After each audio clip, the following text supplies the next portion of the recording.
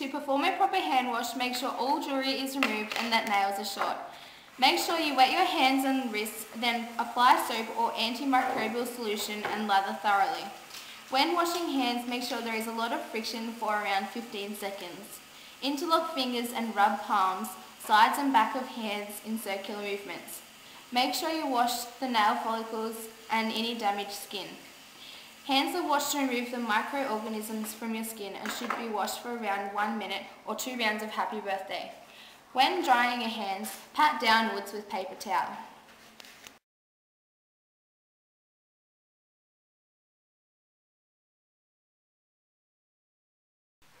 To take a patient's temperature, have the patient sitting in an upright position. Select the appropriate thermometer, in this case the electronic thermometer. Slide the clean disposable speculum cover onto the thermometer and place the speculum into the patient's tympanic membrane, otherwise known as the ear. Press the button on top to get the temperature reading and wait until it is beeped. Remove the thermometer from the patient's ear and dispose the speculum into the bin. A normal range temperature is between 36 and 38 degrees.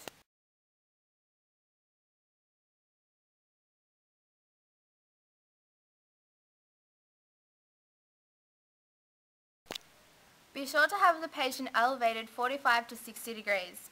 Place the first 2 fingertips onto the radial pulse, which is the thumb side of the patient's wrist. In order to take their pulse and respiration, place the patient's arm across their chest wall. Determine the strength of the pulse, whether it is bounding, normal or weak.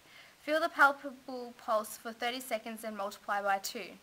Then to take their respiration, count how many there are within 30 seconds, then multiply by 2.